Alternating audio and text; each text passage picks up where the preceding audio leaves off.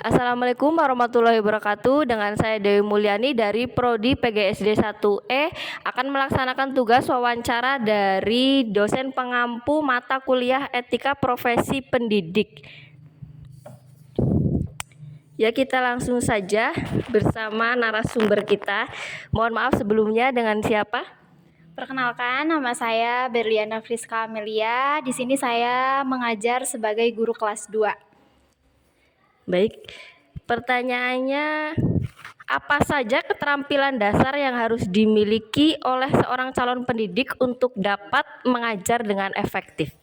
Menurut saya, mungkin kemampuan dasar yang harus dimiliki oleh seorang pendidik yang pertama sudah jelas adalah kemampuan komunikasi dan menjelaskan materi, karena itu akan sangat penting sekali dalam melaksanakan kegiatan pembelajaran mengajar.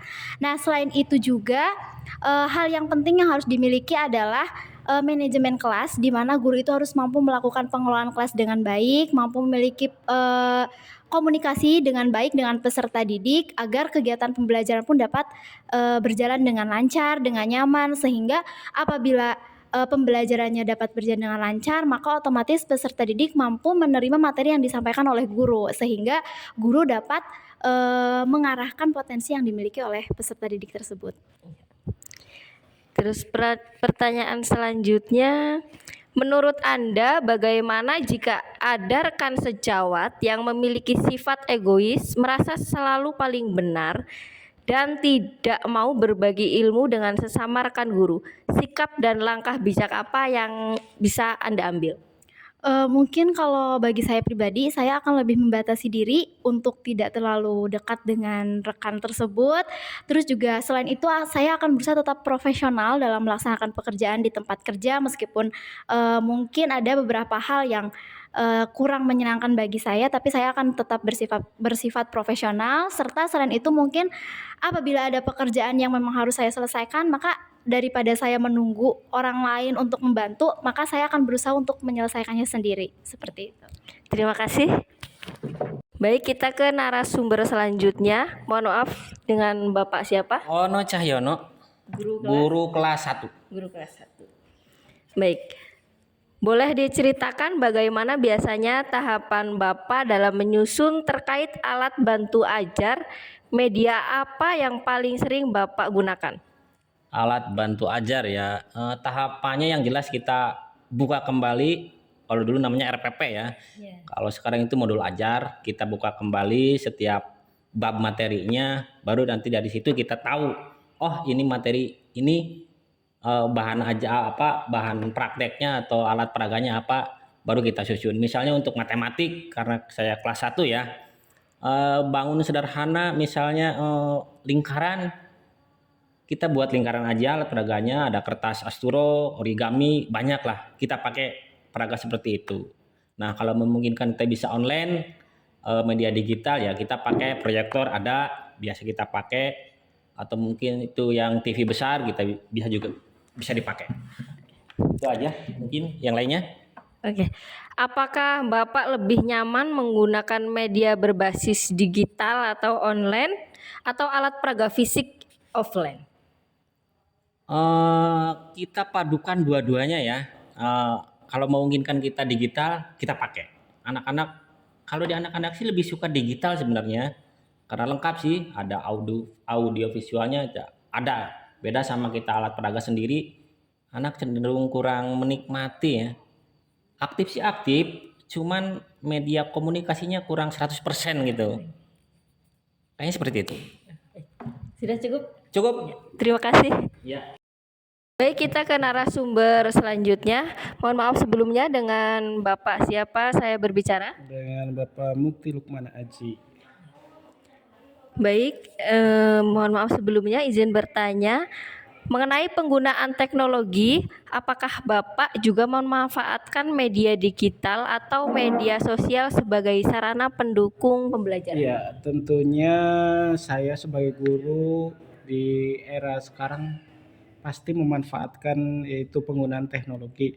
Contohnya adalah ketika pembelajaran anak di kelas, saya menggunakan media pembelajaran seperti proyektor atau LCD. Itu memudahkan guru yang pertama, dan yang kedua adalah untuk anak, agar anak tidak cepat bosan dalam pembelajaran. Yang selanjutnya yang terbaru adalah penggunaan IFV ya.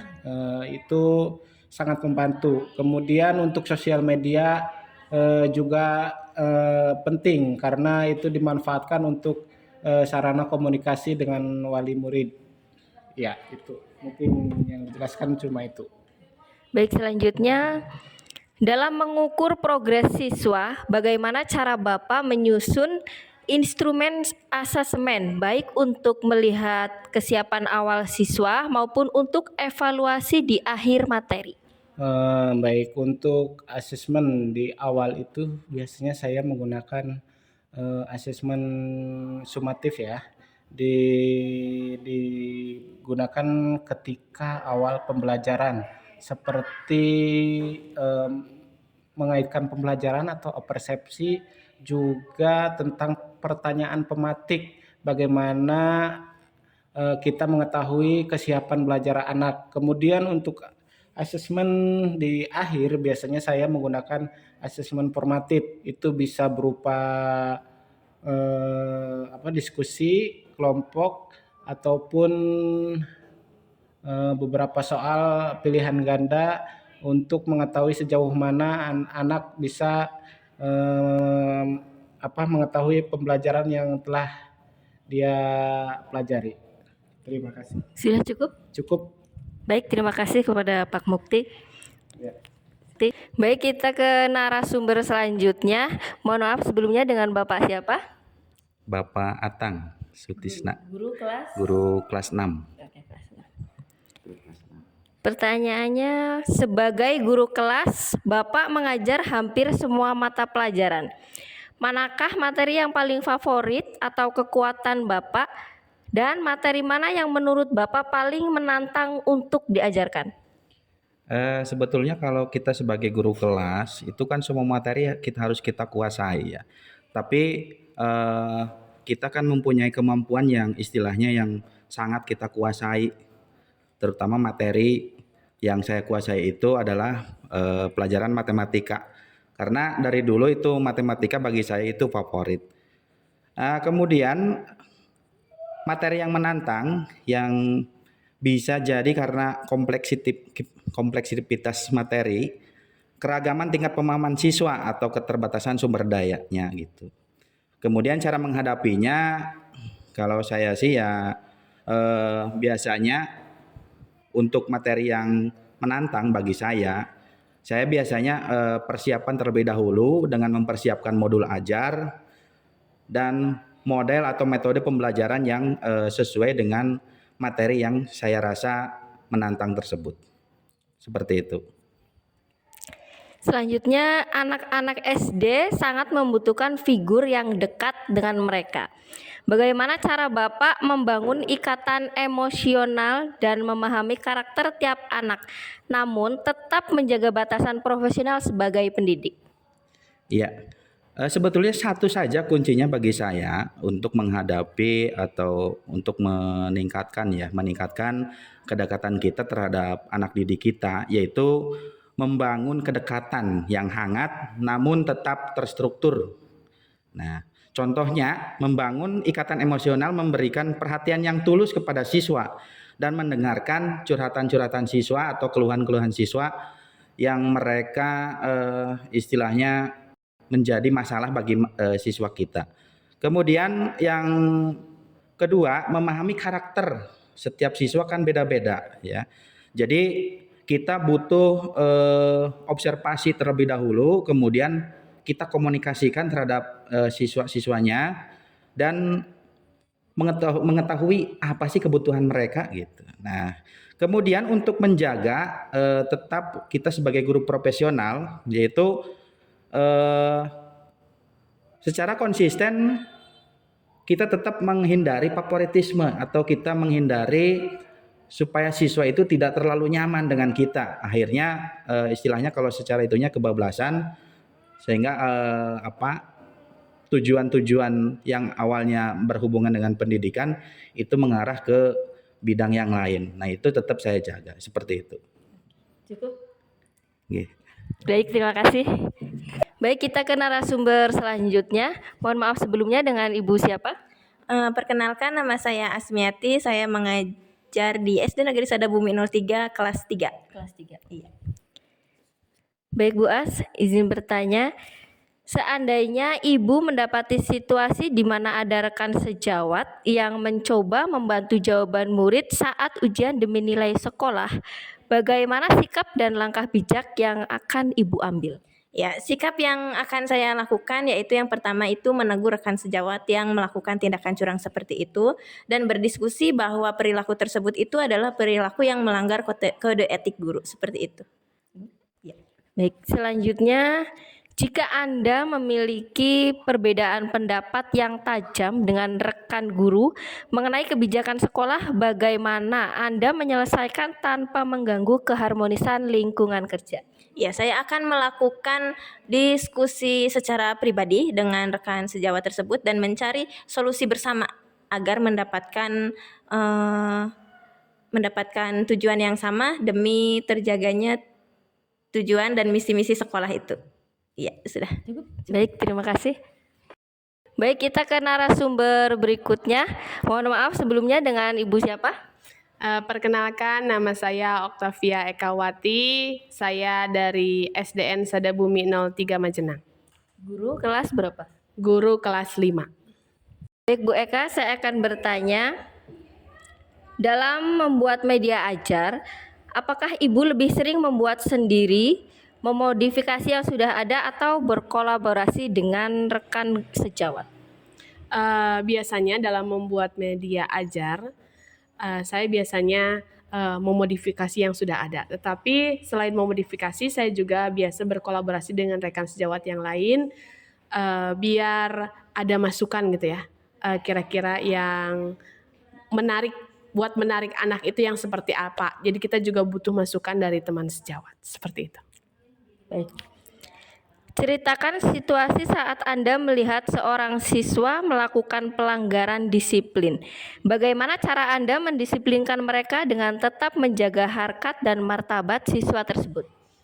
Biasanya saya kalau menghadapi anak yang bermasalah lah ya, menggunakan metode segitiga restitusi. Yang pertama yaitu dengan cara kita menekankan empati, menggali dulu bahwa kita itu kepada anak yang bermasalah itu tidak menghakimi, tapi kita berempati, tunjukkan rasa empati kita kepada anak tersebut. Terus yang kedua, setelah kita menunjukkan rasa empati kita kepada anak tersebut, maka kita juga harus menggali sebenarnya masalah apa yang terjadi. Nah, kita gali dari anak tersebut masalah apa yang terjadi. Ya, jadi yang ketiga adalah anak tersebut harus dapat menemukan solusi dari permasalahan itu. Jadi kalau anak tersebut mempunyai suatu masalah, kalau kita menggunakan metode segitiga restitusi itu, anak akan merasa dihargai ya, dan dia juga diberikan pendapat sendiri untuk menyelesaikan masalahnya sendiri. Kita hanya sebagai fasilitator saja. Seperti itu. Sudah cukup? Terima kasih. Baik, terima kasih Bu Eka. Baik, kita ke narasumber selanjutnya. Mohon maaf sebelumnya, perkenalkan dengan siapa saya berbicara?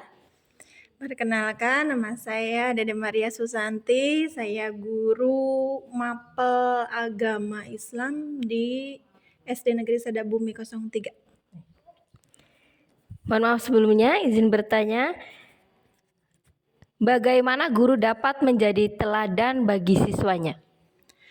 Iya, saya mau coba menjawab pertanyaannya Bu Dewi ya. Iya, sebagai guru kita bisa menunjukkan bagaimana menjadi seorang guru yang mempunyai karakter, ya, yaitu seperti perilakunya yang harusnya jujur, terus mempunyai sifat yang sabar, bertanggung jawab, dan mempunyai rasa empati. Ya, empati itu berarti merasakan apa yang mereka rasakan ya, terutama kepada siswa. Dan kita itu sebagai seorang guru harus mempunyai rasa disiplin dalam bekerja dan mempunyai rasa tanggung jawab dengan apa yang sudah menjadi pekerjaan kita dalam mendidik dan menyemangati anak-anak seperti itu. Dan guru itu harus menjadi teladan utamanya supaya anak juga bisa meniru apa yang guru berperilakunya seperti itu. Sudah cukup? Iya. Baik, terima kasih Bu Dede. Iya, sama-sama. Baik, itulah tadi wawancara bersama 8 narasumber dan 13 pertanyaan. Tugas dari Bu Vita Permatasari MPD, STKIP Majenang. Sekian, wassalamualaikum warahmatullahi wabarakatuh.